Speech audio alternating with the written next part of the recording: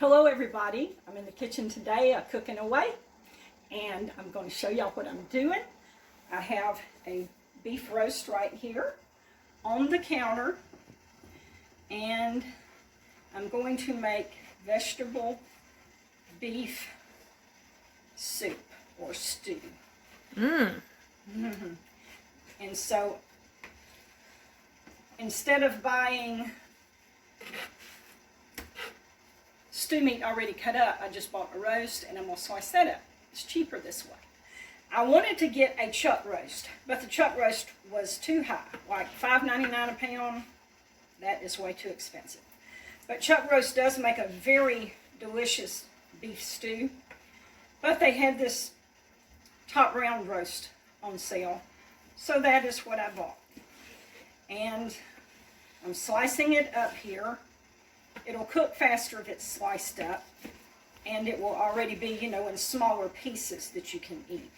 So I'm just going to get this all sliced up. Got a good sharp knife. It always helps to have a sharp knife. Already sharpened it up. You just want to keep your fingers out of the way. Looks like a nice thick This roast. This is going to be make us some good soup. The reason that I like a chuck roast, that's my favorite kind of meat to make my soup with, is because it's got a lot of fat on it, and fat flavors the food better. If you've got that fat, it flavors the food. But this roast does have this thick piece of fat right here, and so I'm going to put that in there and let it cook with it, and that will give us some flavor. Now, I don't like to eat fat. I like to eat lean meat.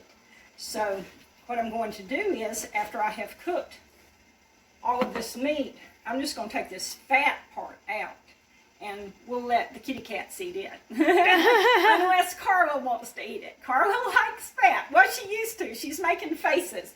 I think I've rubbed off on her now about the fat. She used to not pay any attention. She just ate whatever, you know, whatever the meat was, she just ate it. She didn't pay no attention, and then when we started hanging out together and I was talking about fat on meat, she's like, I never noticed. So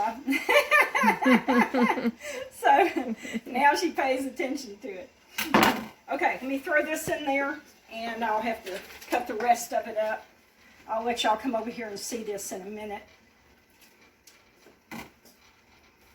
Oh, and the reason I'm making some stew is because a very unusual thing has happened here in South Alabama.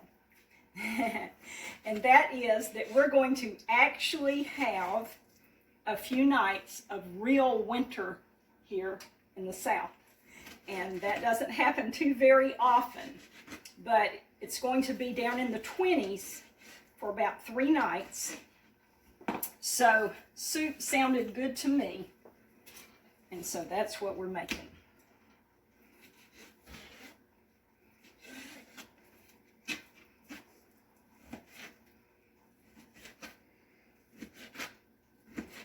I do like soup on a good cold day. Oh yeah, it'll be wonderful, wonderfully good. And I think I said that wrong. I do like good soup on a cold day. I don't think there's a good cold day, but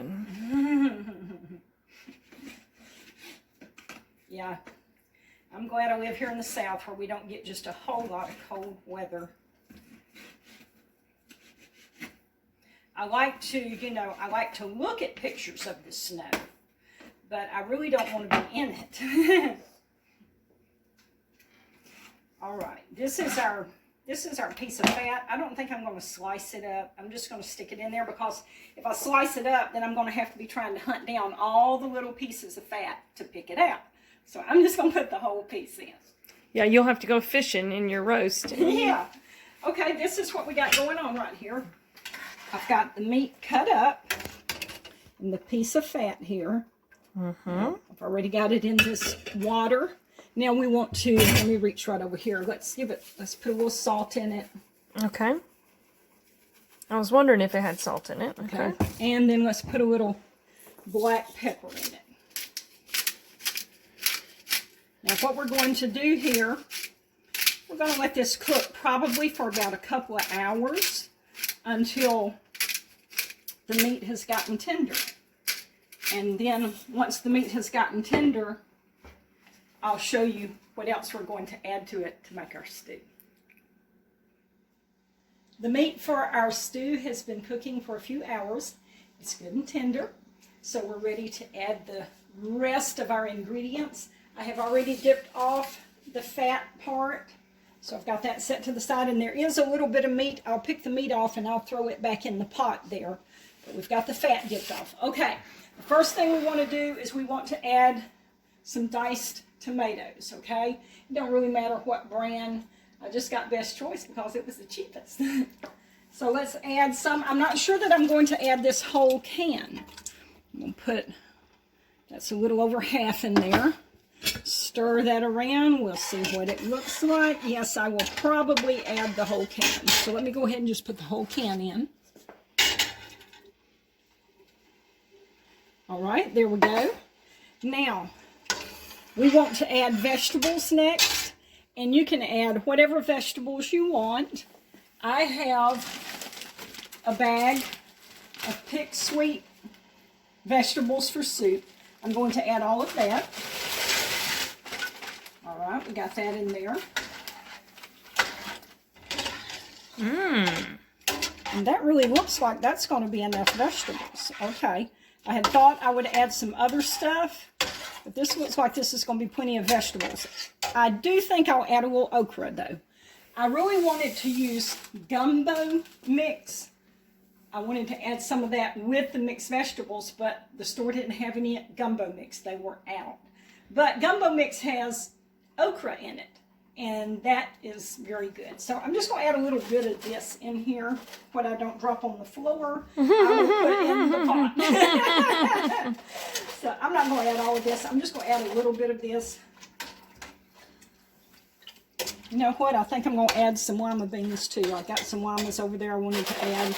No, just go ahead. We'll add this other stuff to it. Never hurts to put vegetables in. Now let me get these. We've got some, these are baby limas, just little green limas. We're going to add a little bit of that to it.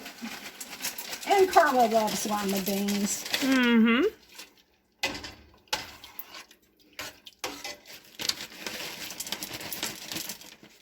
All right. And I need to tell y'all something else too.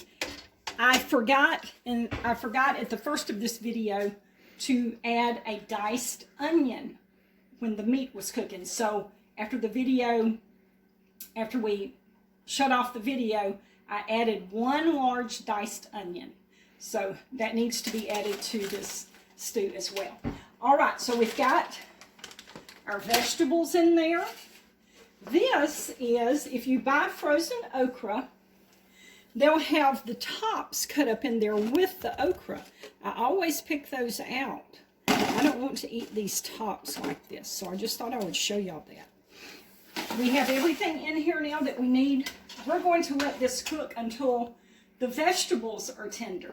And when they're tender, we'll be ready to eat. You may have to add a little water along, and you just add as much water to it for whatever consistency you want. And you can add whatever vegetables you want, whatever you like, and then boom, you have got a wonderful beef stew. So I'll show it to you when it's done. All right, our stew is done. So come on over here and let's look in this pot and see what we have. This is our soup right here. Oh. And I've got it cooked down kind of thick because I like mine thick. If you don't like it that thick, you can just have it thinner. Depends on how much water you put in it. Now, how did you know it was ready? Well, I tested the vegetables, you know, to see if they were tender. So okay. I just, you know. So if they're tender, then they're ready to eat. Yeah, just find a bean, or there's a bean right there, and just see it just cuts right into it, cuts that bean right in half. So if the vegetables are tender, your food is done. Looks delicious. No, doesn't that look so hearty? This is what we're going to eat for supper tonight. With some little oyster crackers, maybe. Yeah, and if you wanted, to have bread, we're not going to eat bread with ours, maybe some crackers, but if you want to eat bread, you can make buttermilk cornbread, or you can make Mexican cornbread, or you can make buttermilk biscuits. All of that is very good with this. But me and Carla, we don't always eat bread with every meal. So we'll just do a few little crackers maybe tonight. Also about this recipe, this is not a recipe that you have to stand over and just constantly watch, okay? You can put your meat on, turn it on medium, go about your day, doing other things, just come back every so often, check it, add water. When your meat's done, put your vegetables and your tomatoes and other things in there, add water, and you can just come back and forth and check it between other little things you're doing around the house. So I just wanted to let you know that you don't have to just stand over it for hours. It's just something you can check occasionally. So it's not a quick recipe, but it's an easy recipe. Right. It's not quick, but it's easy. It's something you can put on, mid-morning, something like that, or 12 noon, and you can cook it, and then by supper time it's ready. And you can be washing your clothes and washing your dishes and washing your hair and, all those things that us ladies have to do. Okay, that's all for today. We'll see y'all next time.